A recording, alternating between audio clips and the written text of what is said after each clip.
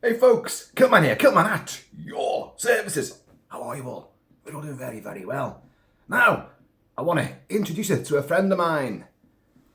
Here he is. He's a bit lazy. Still in bed. Oh, who's that then?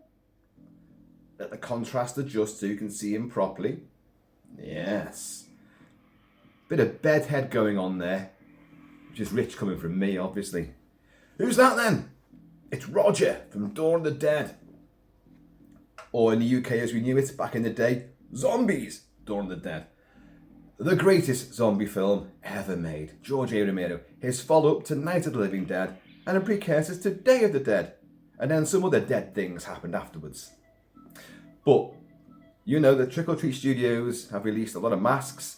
There's one there, and reuniting two buddies from Dawn of the Dead. Flyboy, Stephen, played by David Emge, and Super SWAT team member Roger, played by Scott H. Reiniger, both of whom succumbed to zombie bites from being foolhardy and reckless in separate sequences and become zombies themselves. And luckily, because they're hero zombies, they don't hurt anybody. They don't put the bite on any of our other chums there who were holed up in the mall in Philadelphia. And but they do get the bullets put through their own noggins by the same guy, by their best buddy Peter, the other Super SWAT team member who flee from the big city with Stephen Flyboy, who flies the helicopter, hence the name Flyboy. Well, nicely segged into there, Kilt-Man, and his girlfriend Fran, played by Galen Ross. And they hole up in the mall. Everything's going great. They cleared it full of zombies. Get them all out. Great big idea. Let's cover up all the main entrances with trucks so the zombies can't get in. We lock the doors, then kill the ones that are inside. Paradise. All these 1,000,001 stores and shops to bask in luxury forevermore. But no, a bunch of hairy bikers going below the gaff, don't they? Get in there, move the trucks, set the zombies on the loose again. All hell breaks loose. But before all that, this dickhead here, because Peter, the big black SWAT trooper, played by Ken Foree, genre giant Ken Foree, he's not too sure of these things. I'll just ride pickup. There's a haulage yard just a few miles down the road, and with Flyboy in his whirly-bird, keeping tabs on things, Fran up on the roof with a high-powered sniper rifle, picking up zombies. They're going to get into this lumberyard, this haulage yard, and get a couple of trucks, hotwire the trucks, drive them back, cover the entrances. But because Peter's not entirely sure of these things, I'll just ride pickup. It's Roger that's got to keep doing the sort of self-sacrificial leap from one cab to another to go and hotwire another vehicle, then come back, then get back in this other truck, go back to get another one. He's the one who's forever putting himself at the risk of the zombies who are everywhere. And he gets a bit careless, does he not? Yeah. And he's getting a bit cocksure. He's going kind of, gun crazy, army barmy, and he's taking devil-may-care risks with the zombies around him. And you can see Peter's getting really pissed off with this, just screw your head on, man. You don't just play with your life, you're playing with mine. Are you straight? Yeah, I'm straight, says Roger. Roger's left his bag of tools for hot wiring vehicles in the other truck, so they've got to go back again.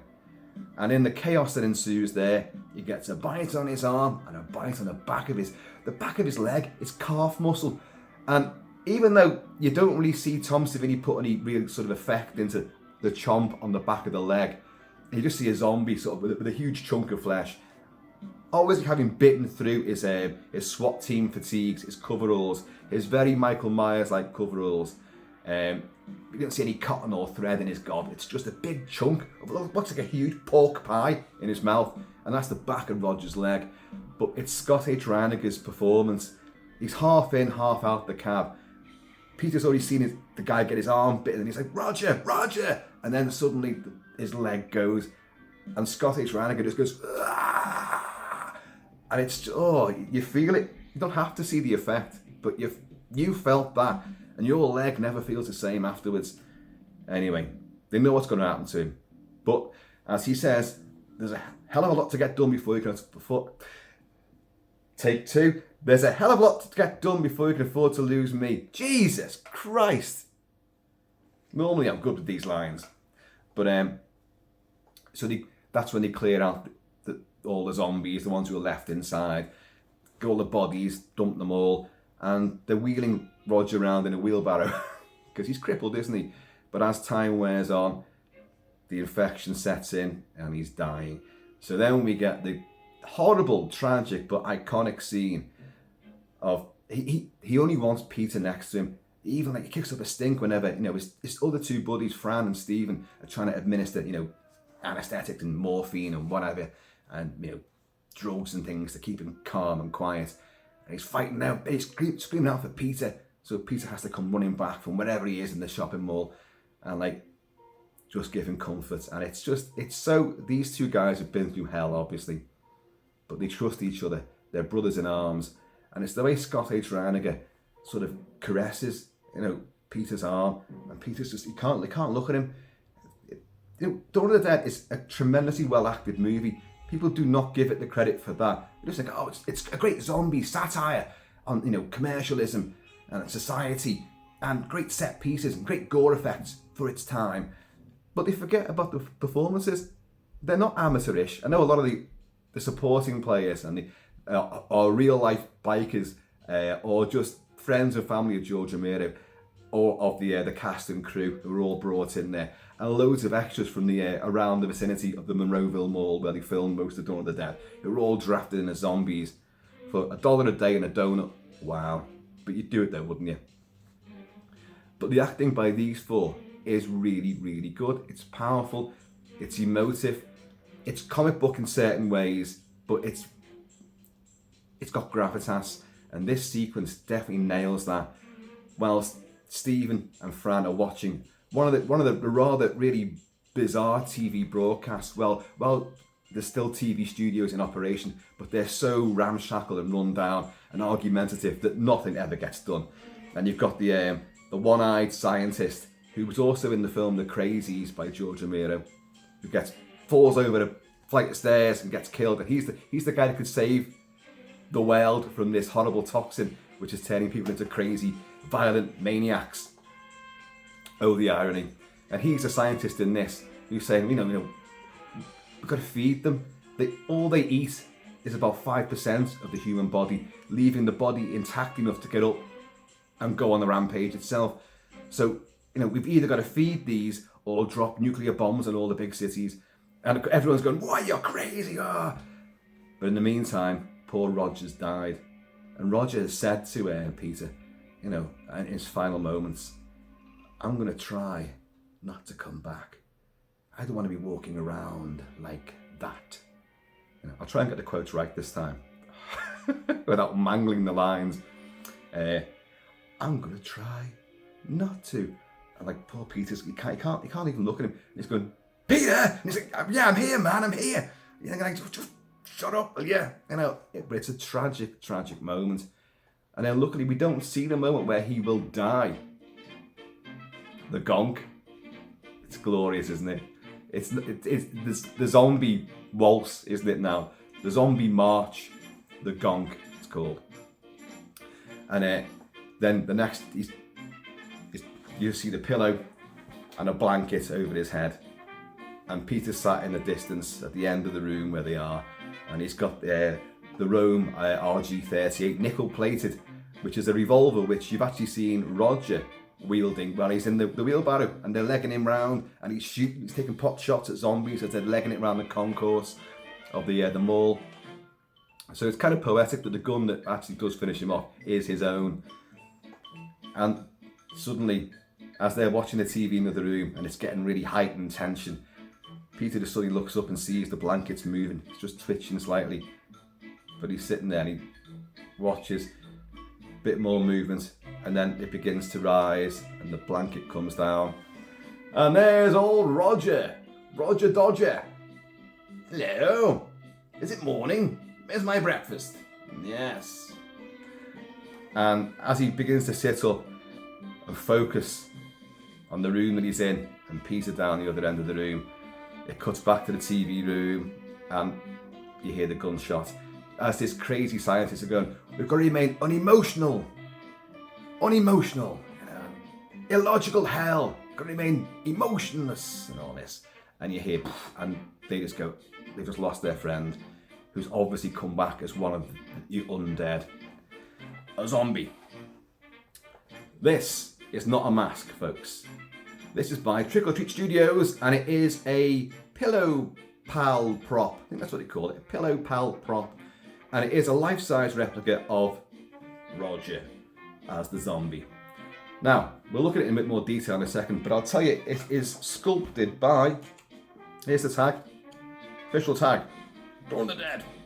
It's sculpted by Rich Krusell, or Rich Krusell. Rich Krusell, let's call him that. And it's brilliant. It's absolutely fabulously well done. The sculpt on that is exquisite.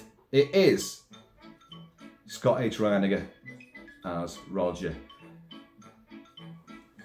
Tom Savini's effects for this movie are legendary, of course. The man himself is a legend. The effect for this is not that massively outrageous. What he did to Scott's face, he put one of his little magic solutions on his skin first of all, one of Savini's little concoctions, and then he put tissue paper on his face, let it soak in this solution, and then put a hairdryer over it so it all crinkled up. So you got this desiccated, let's bring it in close. The contrast will keep changing, folks, but you'll get to see the detail on it. Look at that. That sort of desiccated, wrinkled countenance is tissue paper. But Scott Reiniger said, well, what happened? It went so rock hard that his face became immobile. He couldn't move his mouth at all. Very uncomfortable to wear, obviously. But at least it wasn't a big, extensive appliance. But the chemical solution, you've still got to try and prise all that off carefully. And you get a lot of reactions to these things. But they've captured that exceptionally well. And the eyes, the sentience of those eyes, with the I was going to say red ringed, but they're more like pink ringed, aren't they? And the colours in those eyes, there's life there, folks. Well, there's life in death. And they've got the hair colour right, but there is too much hair. Old Scotty didn't have a lot of hair on his head. And what he did have was very thin and flimsy. So to make this more authentic, what I am going to do, I'm going to chop down some of this hair. And he only has, let's see, a few strands on the top. I mean, luckily throughout most of the film, he's got his SWAT team cap on, so you can't really see any of that, but there's baldy bits. But it's nice that they've done enough hair that you can actually, work on it and make it more authentic. So I'm going to thin this out a bit more and chop down a fair bit at the top and just give him a few strands coming down, because that's all he's got basically. But the other thing, which is the major thing, and you eagle-eyed viewers there will have spotted this right away, he's not the right colour. No, because what did Savini do for all the zombies? They're all like blue. Look, here's Stephen. I'll show you Stephen. This, by the way, is one of my favourite masks ever. It's one of the most authentic, even out of the box, with very little that I've done to this, although I have done some things to it. I did a big video on this. There's Stephen when he comes out the elevator at the end and he leads the zombies to where the hidden partition is, so the secret hideaway that they've got in the attic part of the mall, their escape room sort of thing. Well, look at that. Now, the expression on this face, the eyes, the detail, the hair, this is some of the best hair I've ever felt on a mask. It's so silky smooth. It's glorious and it feels real. But the detail on this, the expression, is perfect. All I've done, I've added some deeper shadow around the eyes and the cheeks. And what I've done here, I mean, I don't think you can pick it up in this light and with the ring light and all that, but I've darkened the wound in there, because that wound, when he turns, he begins to lead the zombies, and he's like, and he turns and you see his neck. It's still one of those effects. Even to this day, I go, oh my God. Because like there's a huge chunk that's been taken out, and you think, how did he do that? How did he do it? By building up and then cutting in and darkening it to give a sense of depth. Well, when this mask arrived, there was no sense of depth really. It was just red and bloody. But In fact, I'm looking at it now and you can't see what I've done because the light's sort of diminishing it completely. But I've darkened inside that wound. So if you see it properly in real life, there's the irony of real life and death. It's got more depth to it because I've darkened it, and I may darken it a bit more. But otherwise, out the box, there's very little to do to that mask. That mask is almost perfect. And the colouring, again, he's got the blue. It's perhaps a little bit too teal, maybe. A bit more of a shine to it, but it's made out of latex, folks. You can't really avoid that. It's going to be a bit shinier. But, so even though it's got the right colour,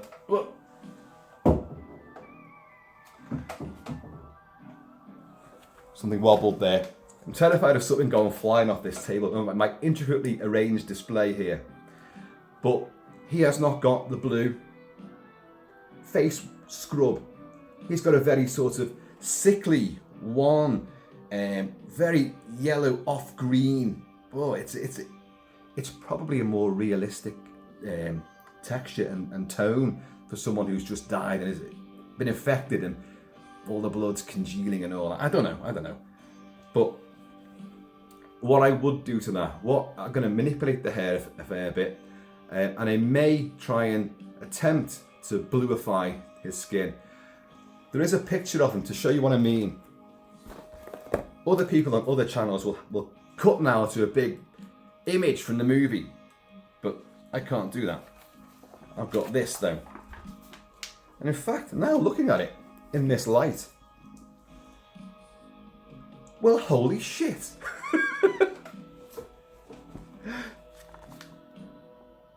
There he is. Doesn't look very blue on that picture, does he? But he does look a bit like this.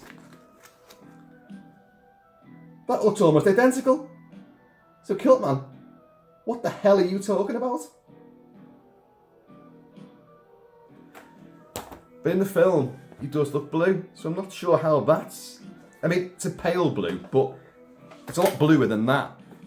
So I might attempt to do that, but you've got a lot of coverage there, haven't you? You've got a lot to work on. Well, I didn't expect that, did I? And you saw it here. Kilt-Man comes a cropper again. But anyway, the main thrust of all this is that is a glorious non-mask, life-size replica pillow pal prop from Dawn of the Dead. Look at it. And if you look up the nostrils as well, yeah, there's little bits of zombie bogies up there, which you can actually see on that picture as well. Well, you can, don't know if you can see that, but they're there. But you can see just how good a replica that is. Trying to get them in the same shot together. But you just cooperate. Look at him. Hey, hey, hey, hey, hey. He's velcroed on there, folks. There's two thin strips of velcro at the back here onto the middle part of the pillow. I've not taken him off because I don't want to, because I've got a feeling I'm not too sure just how well bonded on the velcro strips are. As you can see, let's see if I can get in on this. It looks like mouldy old bread.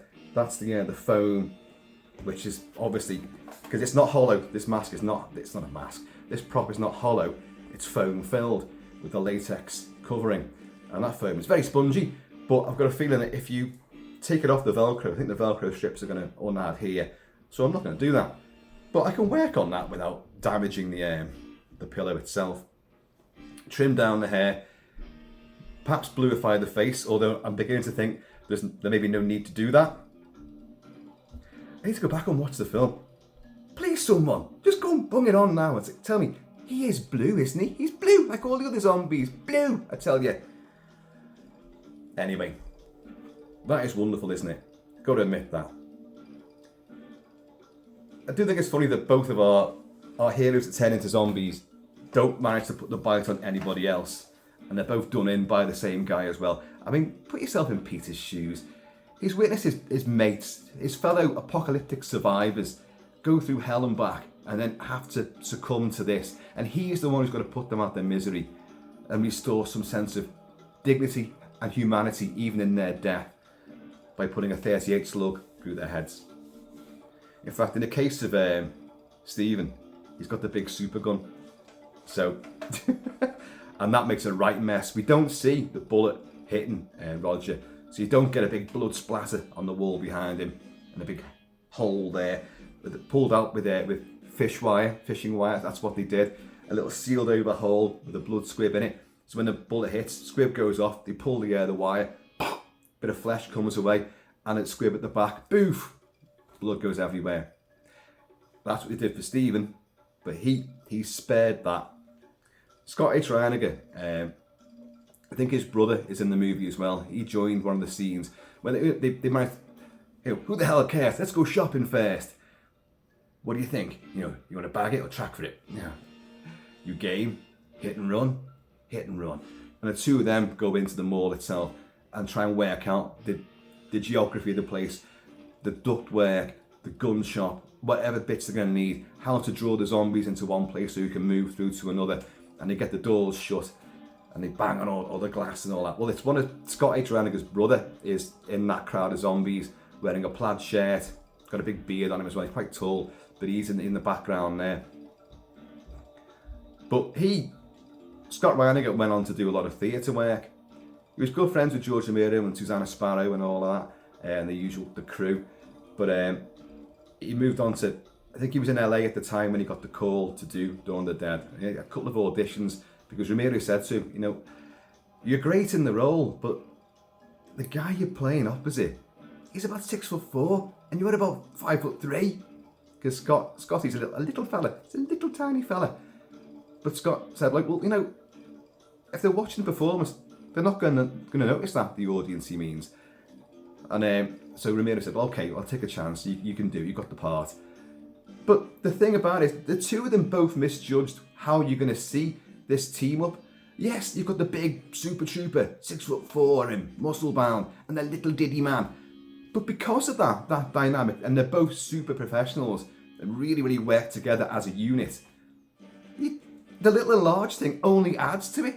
It shows the diversity of these guys. They're both highly trained, they're both highly dedicated, very practical minded and very brave, until he loses the plot good style and goes on a kill crazy rampage and gets himself chomped in the process.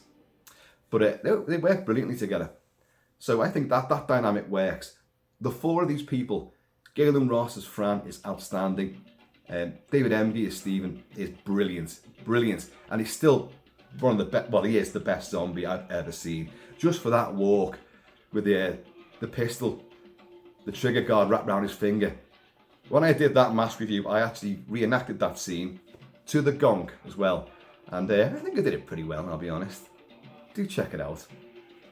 And obviously, Scott, fantastic. And you miss Scotty when he's gone. You mourn his loss. But as this dwindling band of saviours then get whittled down to two, and Fran's pregnant, the father, Stephen, has now died, and she's seen it happen as well. She's seen him come back a zombie, and she's seen Peter blow his brains out and then Peter's going to commit suicide himself when Paradise has been lost and the zombies have overrun it again. But in the meantime, she's learned how to fly the helicopter. So all we can do is fly away, but Peter doesn't want to go. And another great sequence. It's only undermined. He's about to, the little pistol he's got there, he's going to blow his brains out. And then the zombies come in. It cuts to Fran about to get in the helicopter. Dawn is about to make its appearance across the horizon. The zombies have climbed out onto the roof. And then Peter suddenly goes, no, screw this. Bang! Blows the head of the first zombie apart that comes into the room. And then to the rather awful library music of, it's like a football match fanfare. A bit of razzmatazz. Peter goes punching and kicking his way through the zombie hordes, climbs the ladder, gets through the skylight, onto the roof, flips a couple of zombies, gets in the helicopter. How much fuel have we got? Not much. All right. Off they go into a very uncertain future. The idea for Day of the Dead, which followed, was you're going to have their helicopter at the start of Day of the Dead flying over the crashed remains of the WGON helicopter. That's the TV station they were working on, Stephen and Fran together. Find that crashed, and that would be like Alien 3 the start of Alien 3, realising you've just lost Newt and Hicks and most of Bishop as well. You're like, oh, come on, don't do that. So they didn't do it in the end, which is just as well. You like to think that Peter became a fantastic stepfather to little baby munchkin flyboy on some tropical island somewhere, probably on the other side of the island where our heroes from Day of the Dead ended up and are fishing on the other side, you know. But the dead cycle, it lives on. And this, folks, I can do nothing but recommend it. I wanted to buy it, I never got around to it, but Astradyne came up with the goods and sent it to me. Wow, it is truly awesome. I'm going to say it's perfectly life-size. Great replica. Those eyes are alive, man. They're alive. Look at that. Yeah. You can see the detail on that really well now, can't you? That is great. Wonderful piece. And the tricks you can do with it. You can leave it in your bed, put the blanket over, hide away while your missus comes up with your tea and toast. Rise and shine, sleepyhead. Pulls it back. Or worse, just goes, you've improved overnight. I should be so lucky. Well, by the way, folks, today is my 30th wedding anniversary. 30 years of wedded. What's the word? Piss? No, bliss. Wedded bliss. That's the one. So, yeah. There you go. See, it can be done. Can be done. Even for rogues like me. But there you go. Roger. The Dawn of the Dead zombie pillow pal prop. Christ. Yeah, and it is, I think it's pretty expensive actually, as you'd expect, because the price of trick or treat masks is going through the roof these days. So, you know, but it is great. So folks, there you go. I'm going to leave it there because I've got to vamoose. We've got a lot of stuff to do today because it's the big day, 30 years.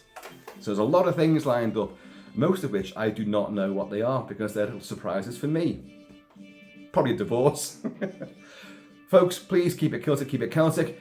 I have been and always shall be Kilt-Man. So please, in the meantime, in this ever deaded in-between time, just be yourselves and I'm going to see you all later. When there's no more room in hell, the Kilt-Man will walk the earth in search of whiskey.